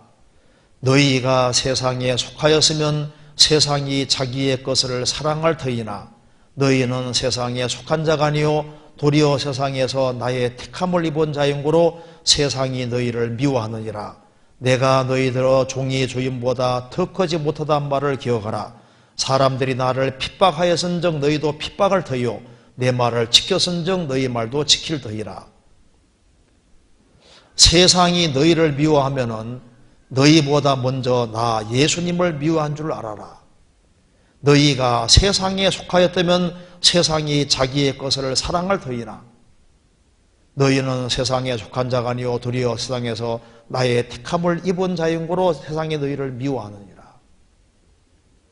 내가 너희들어 종이 주인보다 더 크지 못하단 말을 기억하라. 사람들이 나를 핍박하였은즉 너희도 핍박할 터요. 예수님이 배척받은 세상이고 죽임당한 세상입니다. 예수님 사도들이 죽임당한 세상이잖아요. 지금 과거에는 예수 믿는다 하면 다 이게 거의 죽는 길을 택하는 게 되는 거예요. 지금은 뭐 예수 믿는다고 죽이는 것도 없잖아요. 욕만 얻어먹는 건데 그건 얻어먹어야죠. 그런 것도 안 얻어먹으려고 옛날에는 죽어 그리스도 전하는 것 때문에 다 죽는 거예요. 신앙을 가진다고 하는 것은 죽음의 길을 가는 것과 똑같은 겁니다. 핍박을 각오하는 것이었습니다. 그래서 만일 내가 신앙생활을 하고 있는데 사람들의 칭찬을 받는다면은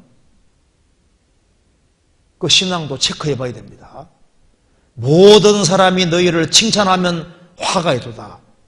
가짜라는 증거다 그 말입니다. 우리가 입을 딱 다물고 전도 안 하면 핍박을 안 받고 반대 안 받는데 복음을 전하면 반드시 반대받도록 되어 있거든요.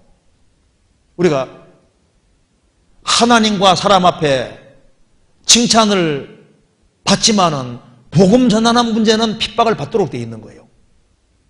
누가복음 6장 26절.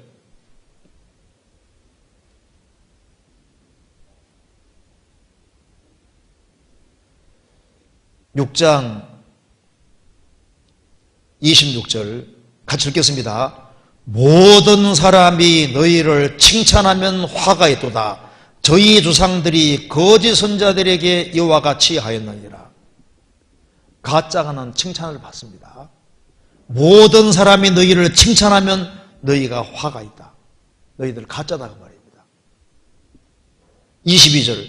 인자를 인하여 사람들이 너희를 미워하며 멀리하고 욕하고 너희 이름을 악하다하여 버릴 때에는 너희에게 복이도다. 그날에 기뻐하고 뛰놀라. 하늘에서 너희 상이 큼이라.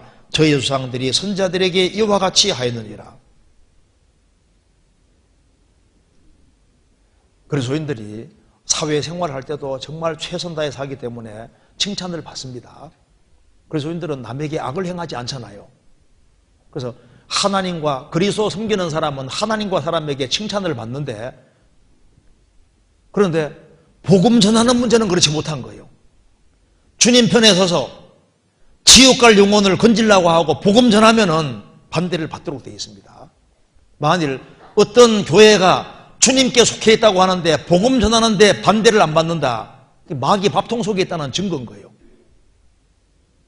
복음 전하는 교회는 마귀의 타켓입니다. 마귀가 제일 미워하거든요. 하나님이 최고 기뻐하는 것이 영혼을 건지는 것인데, 영혼을 건지는 하나님이 최고 기뻐하는 걸 하면 마귀는 최고 미워하는 것이 되는 거니까 마귀의 최고 타켓이 되도록 되어 있다니까요. 우리가 집안 식구들, 내가 구원받았는데 집안 식구들에게 전도 안 하려고 가만히 있으면요 핍박 안 받잖아요.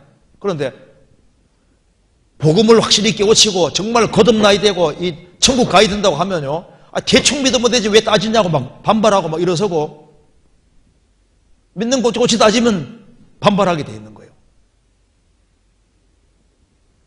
그래서 모든 사람이 너희를 칭찬하면 너희들이 복음 진리 가운데 안 서 있다는 증거다 그 말입니다. 핍박 안 받으려면 가만히 있으면 돼요. 내가 깨달은 복음을 주변 사람에게 전해야 되겠다. 그러면은 육으로 난 자가 성령으로 난 자를 핍박한 같이 이제독을 하도다. 갈라디아 서장이 말한 대로 육으로 난 사람은 성령으로 난 자를 핍박합니다. 아담이 가인과 아벨을 낳았는데 하나님이 아벨을 받으시니까 가인이, 하나님께 열심하는 가인이 아벨을 쳐 죽였잖아요. 아브라함이 이스마엘과 에삭 낳았는데 하나님이 이삭을 택하시니까 이스마엘이 때렸습니다. 에서와 야곱이 있는데 하나님이 야곱을 택하시니까 에서가 죽이려고 해서 도망갔잖아요. 예수님에게 역사 나타나니까 유대인들이 예수님을 죽였습니다. 교회 역사 속에서 가짜 기독교인들이 그리스도인들을 얼마나 많이 죽였습니까? 중세 가톨릭 거기에서는요, 롤라드 파들 그 찬송 같은 거 많이 부르고 이렇게 했는데 그냥 뭐 혀를 다 잡아 뺐잖아요. 찬송 많이 하고 성경 암송 많이 하니까 혀를 빼라 해서 그냥 혀를 다 잡아 빼잖아요. 그리스도 편에 서서 복음 전하면은 마귀가 싫어합니다. 핍박이라는 게 있는 거예요. 그래서 여기에 그런 이제 반대는 있기 때문에 이제 이건 뭐 의례 당연한 것이다. 단지 잘못을 범해서 핍박받으면 안 됩니다. 바르게 행하는 가운데서 복음 전하는 것 때문에 억울한 소리를 듣고 복음 전하는 것 때문에 미움을 받고 그럴 때는 오히려 기뻐하고 또 주님이 더 크시다는 걸 믿어야 되고, 정말 진리를 구하고 찾는 사람은 하나님 더 크시기 때문에 그 사람을 인도해 줄 것을 믿어야 됩니다. 그리고 간절히 기도하고, 그리고 이제 여러 사람이 같이 합해서 기도 부탁도 같이 하고 같이 협력해서 마귀의 시험을 막아주시도록 같이 기도하고 하면요, 또 주님의 도우심으로 또 이렇게 모든 어려움이 잘 막히고 이렇게 사람들이 구원되도록 이렇게 해주실 겁니다. 바울 사도가 로마로 전도하러 가려 할 때 사탄이 막았다고 했지 않습니까? 데살로니가 지역에도 가려고 했는데 여러 번 가고자 했는데 사탄이 길을 막았다고 했습니다. 복음 전해지는 거기에는 마귀가 막는 것들이 있어요. 그래서 가족 식구들에게 전도할 때 마귀가 어떻게든 구원받지 못하게 하려고 하는데 그것을 우리가 하나님께 기도하는 가운데 뚫는 겁니다.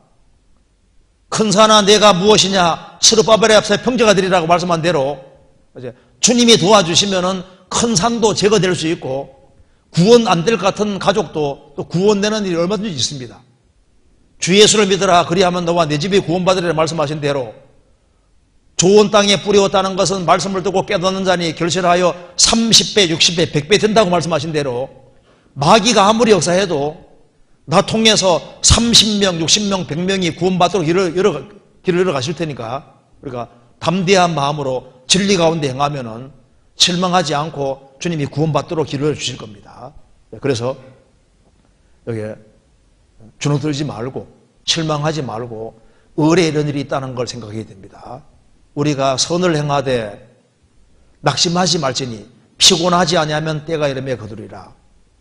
낙심하지 말고 꾸준하게 하면 때가 되면 거두어집니다. 그래서 당장 구원이 안 돼도 한 번이라도 말씀 들으면 그 계기가 되는 거예요. 나중에 한 번 들은 것이 계기가 돼서 또 이렇게 말씀을 듣게 되는 계기가 주어지고 그래서 집회를 다 안 들어도 한 번만 들으면 그거라도 감사해야 됩니다. 그리고 이제 실패했다고 생각하지 말고 또 하나님께 맡기고 또 부지런히 바르게 살아가다가 하면 또 주님께서 또 연결시켜 주시고 또 말씀 듣게 되는 계기가 자꾸 생기고 하는 거니까 당장 구원 안 되더라도 주님 오실 때까지 일생이란 시간 속에서 씨를 뿌리는 거니까 피곤하지 않고 그리고 꾸준히 하면은 때가 되면 주님이 거두도록 만들어 주실 겁니다. 질문이 있는데 오늘 여기까지 하도록 하겠습니다. 같이 기도하시겠습니다. 자비로우신 우리 아버지 하나님, 많은 사람 중에서 저희들을 복음으로 불러주신 것을 감사합니다. 저희들이 무엇이간데 불쌍히 해주시고 주 예수 그리스도를 알게 해주셨는지 그 은혜와 사랑을 헤아릴 길이 없습니다. 이 귀한 복음을 알지 못하고 헤매는 영혼들이 너무나도 많이 있습니다. 그 영혼들에게 담대하게 복음을 증거할 수 있도록 도와주시고 특별히 우리의 사랑하는 가족들, 우리가 접촉하는 사람들 주님 품으로 인도할 수 있도록 더욱 역사해 주옵소서. 또 여기에 참석한 모든 분들을 가정마다 지켜주시고 또 영육간에 도와주셔서 주님의 복음과 영광을 위해 살아가는데 조금도 부족함이 없도록 도와주옵소서. 주 예수 그리스도 이름으로 기도하옵나이다. 아멘.